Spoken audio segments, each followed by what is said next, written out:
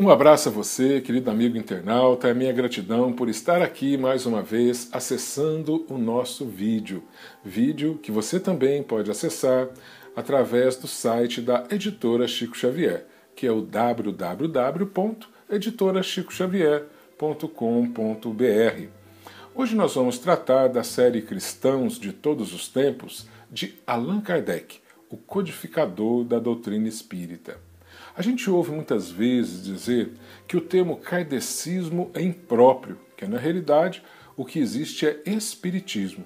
Isso porque o sufixo ismo significa ciência de, e ciência de Kardec não seria o caso, mas sim ciência dos espíritos, porque o conhecimento que está no corpo doutrinário do espiritismo é exatamente o conhecimento vindo dos próprios espíritos. E Kardec teria ali atuado apenas como o grande codificador de todas essas informações que vieram.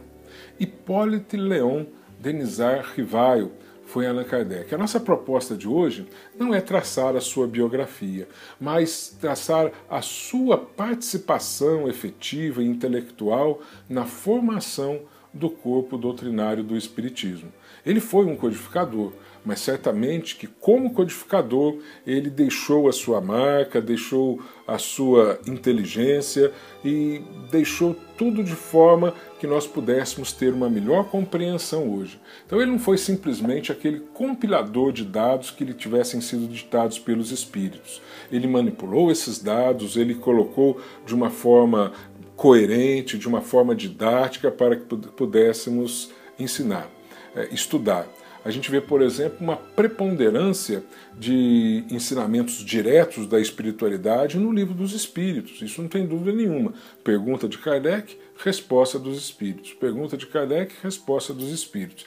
Então, os ensinamentos, todo o conteúdo vem diretamente dos próprios Espíritos. Mas mesmo ali, Kardec formula as perguntas de uma forma muito coerente, pergunta, repergunta, pergunta de uma forma diferente, para que possamos ir combinando esses ensinamentos, essas respostas, e ter um corpo doutrinário concreto, didático, que forma realmente um aprendizado convincente.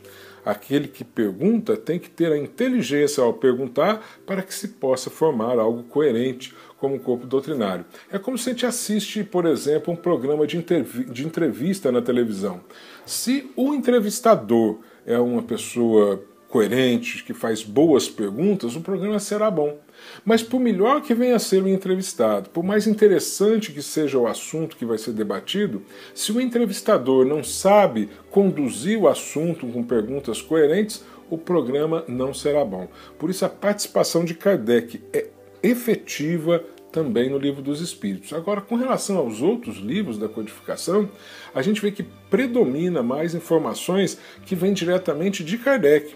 É óbvio que essas informações que ele passa, ele recebeu da espiritualidade.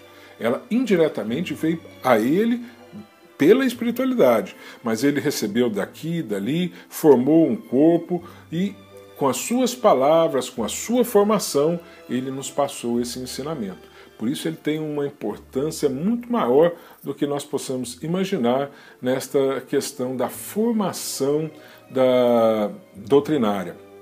Ele, nós sabemos que era de família de juristas e de formação católica, mas foi estudar logo na infância no Instituto Yverdon, na Suíça, com João Henrique Pestalozzi, que é o grande pedagogo, até hoje famoso, o grande pedagogo. E ele tinha formação protestante. Portanto, quanto Kardec, ele, num primeiro momento que ele teve contato com a informação do que estava ocorrendo na França, principalmente em Paris, em relação do fenômeno das mesas girantes, ele trazia no seu conhecimento uma formação eminentemente católica, e tinha alguma influência protestante, vinha do ensinamento, e aquela formação acadêmica muito séria. Ele, inclusive, já tinha escrito, naquela época, vários livros de interesse da pedagogia e da educação, na área da aritmética, da língua, das línguas, na área em várias traduções de livros de diversas matérias, de outras línguas para o francês. Sim, era um homem de ciência, muito bem conhecido, e era um grande estudioso do magnetismo. Então foi dentro desse contexto que ele conheceu o fenômeno das mesas girantes.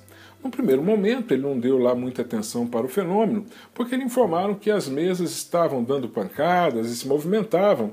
Ele disse, olha, se estudarmos melhor o fenômeno do magnetismo, ele pode explicar essas coisas, não tem tanta importância assim. Mas depois, num segundo momento, veio uma pessoa da confiança dele, da convivência dele, e disse, não, as mesas não estão apenas dançando, girando, não apenas dão pancadas, mas dão respostas a perguntas que lhes são feitas, e respostas racionais. Então Kardec parou, opa, como que uma mesa pode dar resposta racional, ser um objeto inanimado? Então ele foi convidado e foi verificar o fato. Inicialmente ele foi verificar se não tinha nenhuma farsa acontecendo, se as mesas realmente giravam por elas mesmas, ou se tinha alguma engenhoca que promovia aquele movimento, se alguém era responsável por aquele movimento. Na realidade, quando ele descobriu que as mesas se moviam por si mesmas, pelo menos aparentemente, depois veio a descobrir que eram os espíritos, mas naquele momento ele descobriu que elas moviam por si mesmas, ele então passou a estudar o fato, com o mesmo método de experimentação que ele utilizava em todas as demais ciências que ele costumava estudar. Então Allan Kardec, naquela ocasião, ele mesmo disse no livro Obras Póstumas, anotações que ele houvera deixado, anotações que ali ficaram, ele colocou no livro Obras Póstumas a seguinte assertiva: foi então que fiz os meus primeiros estudos sérios em Espiritismo, menos ainda pela revelação do que pela observação. Apliquei a essa nova ciência, como fizera até então, o método da experimentação. Jamais ocasionei teorias preconcebidas e observava atentamente, comparava, deduzia as consequências. Dos efeitos procurava remontar as causas, pela dedução e o encadeamento lógico dos fatos, não admitindo uma explicação como válida, senão quando podia resolver todas as dificuldades da questão. Então, foi nesse ambiente que Allan Kardec começou a estudar a doutrina espírita, mas o ambiente não era ideal, porque nem um ambiente político, nem um ambiente científico da época e nem um ambiente religioso. Os religiosos da época não estavam prontos ainda para receber postulados como reencarnação e outros postulados de igualdade trazidos pela doutrina espírita. A academia, os cientistas, todos acompanhavam na época o grande movimento de Augusto Comte, do positivismo, em que tudo tinha que ser palpável, tinha que ser submetido à experimentação para que pudesse ser considerado pela ciência. E Kardec, então, diante de tudo isso, compreendeu que a sua mensagem, a mensagem doutrinária que ele viesse ali a aprender, ela tinha que ser muito simples e muito clara para atender os seus objetivos. Ela tinha principalmente que falar a inteligência pela luz da razão e falar ao coração pela pureza do sentimento, pela força da fé, sem medo e sem dogmas. Então ele começou desta forma a formar o corpo doutrinário e colocou a influência da sua formação, ficou muito visível dentro da doutrina espírita. Naquela época, dentro dos seus estudos, ele tinha uma tendência a 3 grandes movimentos filosóficos que estavam ali na França naquele momento histórico: o humanismo, o racionalismo e o universalismo. E isso ficou muito patente dentro do corpo doutrinário. Do humanismo, que era uma corrente de pensamento cujo interesse estava sempre voltado para o homem, Kardec nos dá mostras quando ele, já no Evangelho segundo o Espiritismo, ou mesmo no Livro dos Espíritos, ele busca o interesse pela origem do ser, pelo destino do ser e pelos caminhos que o ser deve percorrer para chegar a esse destino. Ele busca também no livro Evangelho segundo o Espiritismo, que nós sabemos que são algumas partes do Evangelho, algumas partes do Novo Testamento comentados à luz do que ele aprendia dos Espíritos, à luz da doutrina espírita. Ele busca lá dos ensinamentos de Jesus aquilo que de mais perto diz respeito ao amor ao próximo como norma básica de vida. Então ele vai buscar dos ensinamentos de Jesus, ou lá no Novo Pensamento, só o que importa com as leis morais, o que vai orientar a conduta do ser humano para se melhorar, para conquistar a sua evolução, para conquistar o seu crescimento moral e espiritual. Mas nós vamos ver na Gênesis também uma influência humanista de Kardec, porque lá em vários campos do conhecimento mostram a concepção humanística de Kardec, já que ele faz incursões na área da geografia, da história, da geologia, psicologia, antropologia, dentre várias outras áreas.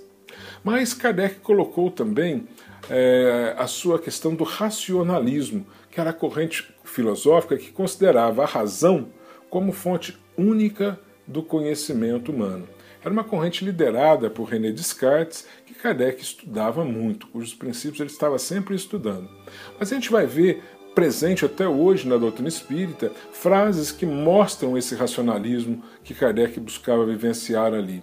Por exemplo, a fé inabalável é somente aquela que pode enfrentar a razão face a face em todas as épocas da humanidade. Porque ele mostrava que a fé raciocinada ela não tinha que estar em embate com alguma informação que a ciência tinha provado que era verdade, porque senão a fé não tinha sustentação. Como o homem pode acreditar em uma coisa que a ciência já provou que não é verdadeira? Então tinha que estar de acordo com os fatos, ela tinha que ter condições de enfrentar a razão. Só hoje não, em todos os períodos da humanidade. Então, em razão disso, ele coloca uma outra fase, que é a seguinte: se algum dia a ciência comprovar que o espiritismo está errado em algum ponto, cumpre aos espíritas abandonarem imediatamente o ponto equivocado e seguirem a orientação da ciência. Por que isso deve acontecer? Pela mesma forma. Como que nós vamos continuar com uma doutrina que está contrária àquilo que a ciência já comprovou? Até hoje, depois de 150 anos, a ciência ainda não derrubou nenhum dos postulados espíritas.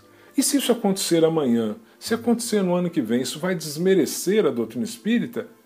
De forma alguma. Porque a doutrina espírita é um corpo formado sobre um tripé: filosofia, ciência e religião. E enquanto ciência, ela tem que estar pronta para esse progresso, ela tem que ser um sistema progressivo de aprendizado e de crescimento. Muitas vezes a gente fala, quando se fala uma assertiva, uma afirmativa, as pessoas perguntam, mas isso aí é científico? Como se perguntasse, isso aí é verdadeiro? Utilizando o científico como sinônimo de verdadeiro, o que não equivale, uma expressão não equivale a outra. A própria ciência, ela derruba muitos dos seus próprios postulados com a evolução do conhecimento. Com a evolução da tecnologia, postulados vão ficando atrasados, superados, porque se descobre outras condições e aqueles postulados já não se mostram mais verdadeiros diante de outras condições que o aprendizado, o conhecimento humano agora alcançou. Isso pode acontecer um dia com a doutrina espírita? Pode acontecer sim. E se isso acontecer, Kardec já nos deu o caminho. Se algum dia isso acontecer, a gente abandona aquele ponto e segue a ciência, porque vai ser a evolução do ser humano que alcançou aquele ponto. Aquele postulado nos trouxe até ali, dali para frente nós vamos adotar um outro, porque agora ele está mais claro, mais evidente, com o momento do aprendizado do ser humano. Mas ele equilibrou esse racionalismo pesquisando também através da mediunidade, que é a busca da informação de uma forma transcendente. Mas para que isso pudesse se tornar dentro de uma metodologia científica, ele criou normas para verificação. A primeira, a universalidade das comunicações recebidas. Um postulado só foi considerado para ser inserido dentro do corpo doutrinário espírita quando ele vinha de diversas fontes diferentes, não apenas daqueles médiuns consultados diretamente por Allan Kardec, mas também de médiuns outros de outros países da Europa ou até mesmo da América, que enviavam para ele respostas a perguntas que eram previamente feitas. Quando as mesmas informações vinham de diversas fontes, isso era considerado verdadeiro e colocado no corpo. Quando vinha de uma fonte só ou de poucas, ele deixava de lado aguardando. Porque dizia ele, na dúvida é melhor rejeitar. Porque é melhor a gente deixar de acatar 10 verdades, é melhor a gente deixar de acatar ou rejeitar 10 verdades do que a gente acatar como verdade uma só mentira. Porque isso ia comprometer todo o corpo doutrinário. E tem o universalismo. A tendência, né, do universalismo é aquela tendência que consiste em encarar cada coisa em particular em função de uma visão global, de uma visão abrangente, universal. Isso, o Espiritismo, ele se enquadra dentro desse postulado com a maior tranquilidade. A gente vai ver entre os postulados da doutrina, eles são todos universalmente aplicáveis. Ele considera todos os homens de uma forma universal. Todos os postulados é igual para todos os homens. Todos nós somos criados simples e ignorantes. Todos nós temos o mesmo destino. Vamos chegar ao Pai adquirindo a perfeição um dia. Se no caminho nos diferenciamos em razão do livre-arbítrio, no que vem da criação, todos nós, toda a lei se aplica igual para todos. O Espiritismo guarda, então, essas características universalistas.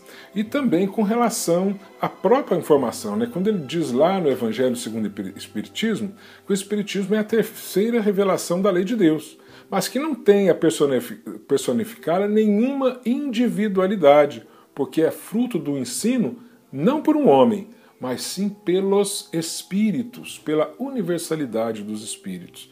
Então, o princípio da universalidade também está muito presente. Esses três princípios é a tendência de Kardec, colocando ali dentro do corpo doutrinário do Espiritismo. Kardec, em 18 de 4 de 1857, a gente sabe, teve a edição a primeira edição de O Livro dos Espíritos. Naquele momento histórico, a França estava sob a ditadura de Napoleão III, e qualquer livro, para ser editado, tinha que passar pela censura da Igreja Católica. No caso específico de O Livro dos Espíritos, coube ao censor Abade Lessani analisar a obra e liberá-la para a publicação. E ele veio a declarar: este livro pode levar para o céu aquele que o lê. Acontece que essa primeira edição do Livro dos Espíritos era bem menor do que a que nós temos hoje. Ela tinha apenas 501 perguntas. Aquelas perguntas que poderiam dar maior discussão, maior divergência, essas não foram ali inseridas. Quando terminou a primeira edição, Kardec achou que já estava pronta a sua missão. Aí que o Espírito de Verdade veio: não, nós estamos apenas na introdução, no caminho. Mesmo esse livro, ele deve ser acrescido de muitos outros ensinamentos. E aí sim que, em março de 1860, a Revista Espírita já anunciava a segunda edição de O Livro dos Espíritos. Agora vinha com 1019 perguntas, assim no mesmo formato que nós temos até hoje. De 501 na primeira edição, veio para 1019 questões na segunda edição. Depois, em 1861, tem aquele fato acontecido em Barcelona, em que foram queimados em praça pública mais de 300 exemplares de O Livro dos Espíritos. Aquilo foi um boom para a doutrina espírita, que acabou despertando o interesse de tantas pessoas. Porque qual que é o interesse da igreja queimar esses livros? Tem alguma coisa ali. Isso então acabou despertando interesse, e aí a doutrina nunca mais parou em razão deste ato. Allan Kardec escreveu diversos livros. Sempre se fala do Pentateuco kardeciano, ou seja, das obras básicas, que é o Livro dos Espíritos, em 1857, o Livro dos Médiuns, o Evangelho segundo o Espiritismo, esse em 64.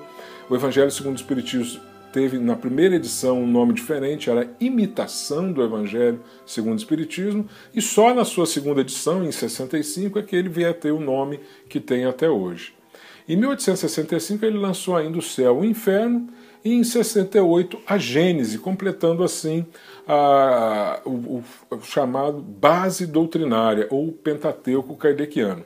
Mas vários outros livros foram editados também por Kardec, que buscando o estudo do Espiritismo. Um dos livros, mesmo depois do seu desencarne, foram tomados pelos companheiros espíritas todas aquelas anotações que Kardec fazia, e se editou em 1890 o livro Obras Póstumas, também que traz grandes informações para o aprendizado da doutrina espírita. Com Kardec, então, com a doutrina espírita, ficou muito mais fácil a gente começar a entender os ensinamentos de Jesus. Nós começamos a divulgar melhor a panorâmica da vida após a morte, da onde nós viemos, para onde nós vamos, qual são o objetivo do sofrimento, das dores, das dificuldades da vida, a justiça divina que fica aclarada através da reencarnação, porque já não se vê mais dificuldades com relação lá no nascimento.